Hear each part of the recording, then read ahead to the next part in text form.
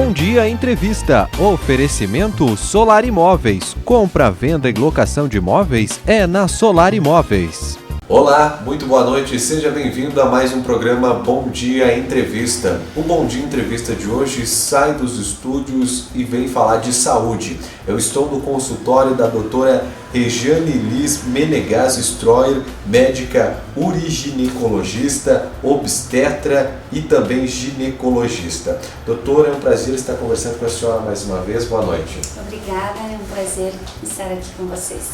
Bom, o Bom Dia aí já conversou com as senhoras em outras oportunidades, inclusive a TV Bom Dia.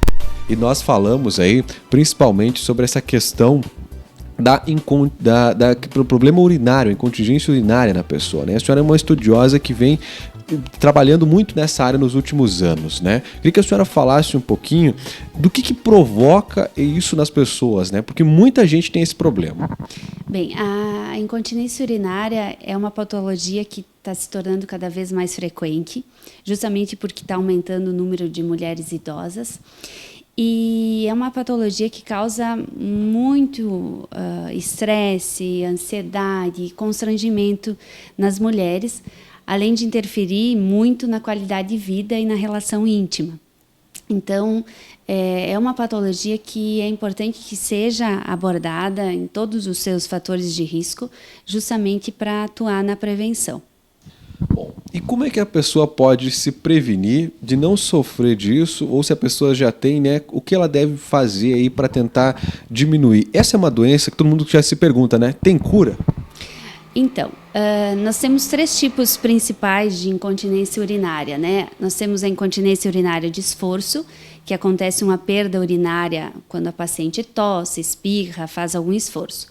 Nós temos também a incontinência urinária de urgência, que acontece uma perda urinária quando a paciente sente aquele desejo súbito de urinar e acaba não conseguindo chegar a tempo ao banheiro.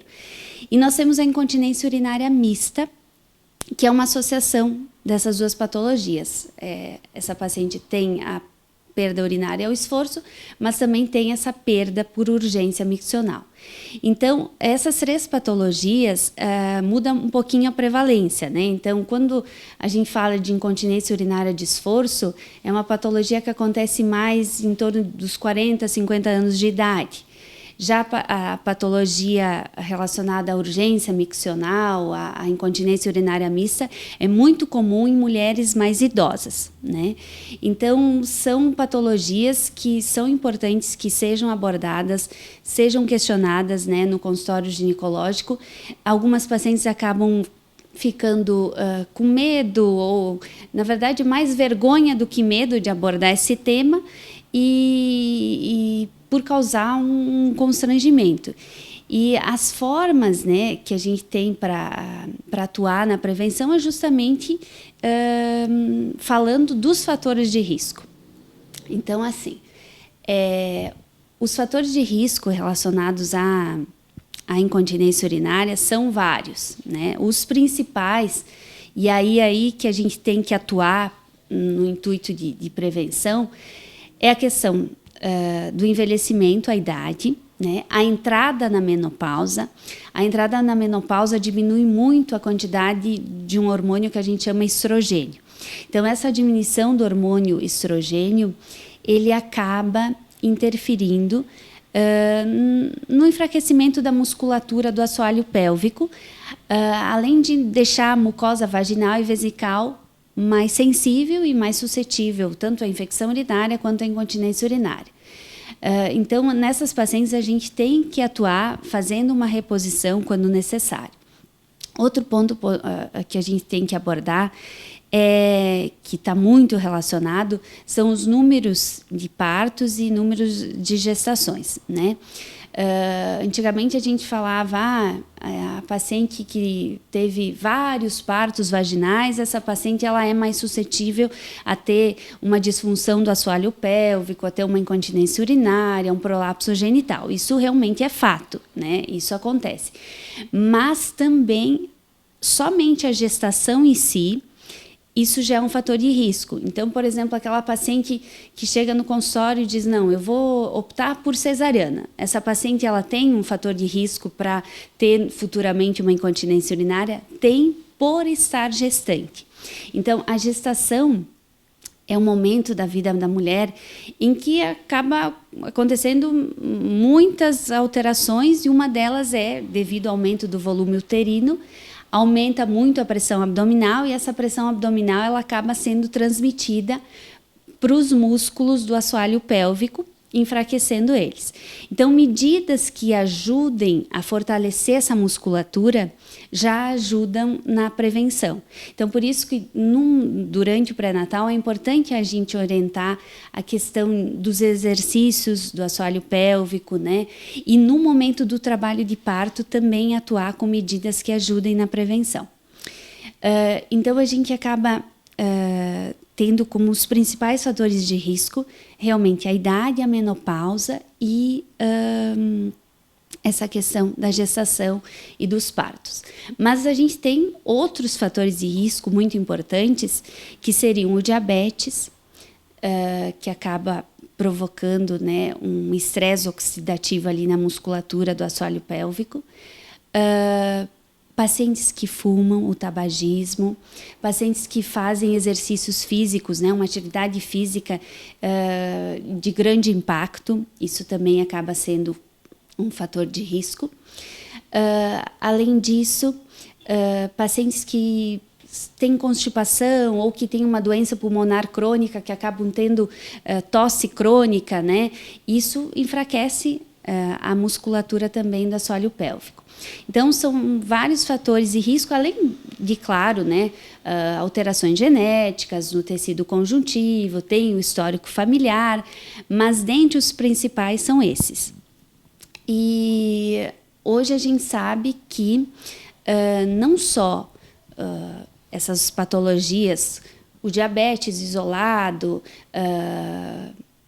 patologias relacionadas à doença do tecido conjuntivo, não só elas isoladamente acabam provocando uma predisposição maior à incontinência urinária, mas sim patologias associadas.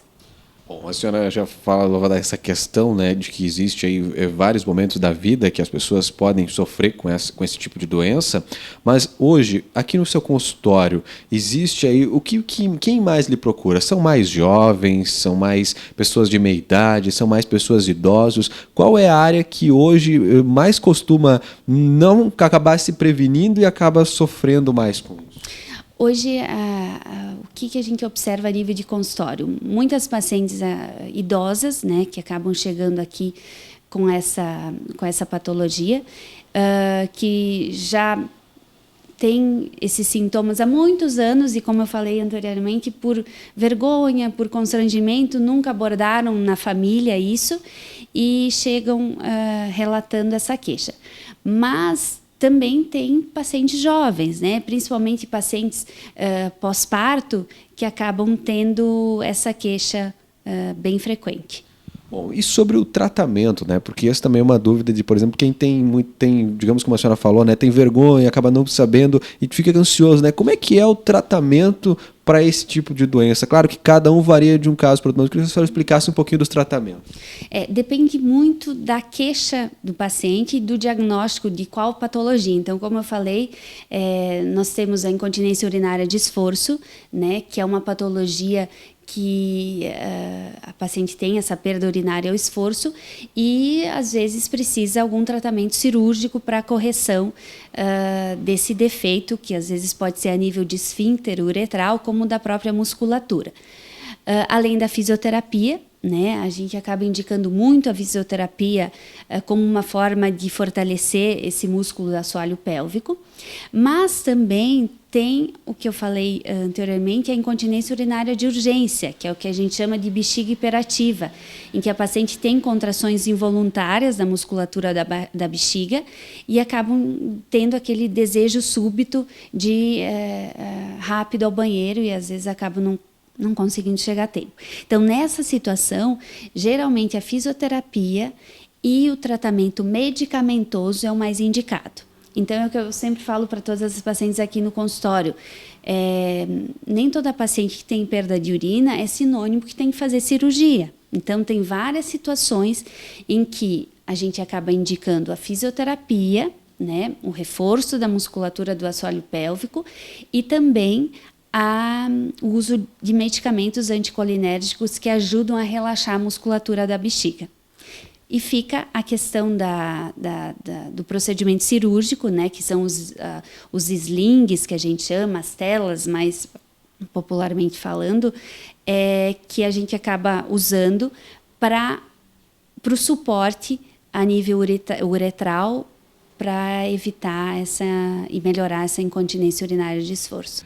Bom, doutor, agora eu queria falar com a senhora sobre essa questão do seu estudo, da sua tese de mestrado, falando exatamente sobre esse tema, né? A senhora é uma pessoa que vem estudando muito esse tema. Que descobertas que a senhora pode destacar aí na sua tese, né? Que a senhora trouxe aí na sua tese de mestrado? Então, eu fiz a minha formação de uroginecologia pela Universidade Federal de São Paulo e, na época, eu acabei seguindo justamente para fazer o meu mestrado. E agora, esse ano, eu estou concluindo, na verdade, concluí a minha tese de mestrado, justamente avaliando fatores de risco relacionados à incontinência urinária. Então, o que mostrou essa minha tese, em que eu avaliei mais de 200 mulheres, né? Foram mais de 200 mulheres que nós dividimos em 2 grupos, né? Pacientes com incontinência urinária e pacientes sem incontinência urinária. E aí foi avaliada a prevalência de síndrome metabólica nesses 2 grupos. O que seria a síndrome metabólica? A síndrome metabólica, na verdade, ela é uma associação de várias patologias, né? Então, a gente teria o diabetes, né? A intolerância à glicose, alteração da pressão arterial, né? Pacientes hipertensas, pacientes que têm a obesidade central, um aumento da circunferência abdominal, e também pacientes com dislipidemia, alterações a nível de colesterol. Então, a síndrome metabólica é uma associação dessas patologias e justamente nós avaliamos e observamos que não somente o diabetes isolado, a obesidade seria um fator de risco, mas a associação dessas patologias, caracterizando a síndrome metabólica, é mais prevalente em pacientes com incontinência urinária, provavelmente em decorrência de alterações microvasculares, né, que a gente sabe que a hipertensa, a paciente diabética acaba tendo, a paciente com dislipidemia acaba tendo alterações microvasculares. Então, isso iria afetar, né, o suprimento do nervo do esfíncter uretral, haveria uma suscetibilidade maior de se ter disfunções no músculo da bexiga e acabaria deixando essa paciente mais suscetível a ter uma incontinência urinária. Bom, doutor, e como é que faz para a pessoa se prevenir, né? O que a senhora pode levar dessa questão da prevenção aí, né, desse estudo aí? Então, pensando nessas patologias, o que a gente observa, né? Que a gente acredita que pacientes que têm um controle melhor da glicemia, que têm um controle melhor da pressão arterial, que consigam ter uma dieta com menos gordura saturada e que tenham uma redução de peso, isso, sem dúvida nenhuma, iria ajudar na prevenção e no tratamento de incontinência urinária. Então, essa abordagem múltipla, eu acho que é bem válido para toda paciente com incontinência urinária e é o que eu falo para as minhas pacientes aqui no consultório, né? Não basta só a gente usar um medicamento, fazer uma fisioterapia, se a gente não tratar a patologia em conjunto, né? Tendo um controle do diabetes na paciente que tem diabetes, tentando fazer uma redução de peso, da circunferência abdominal, pacientes que fumam, tentando parar com o cigarro.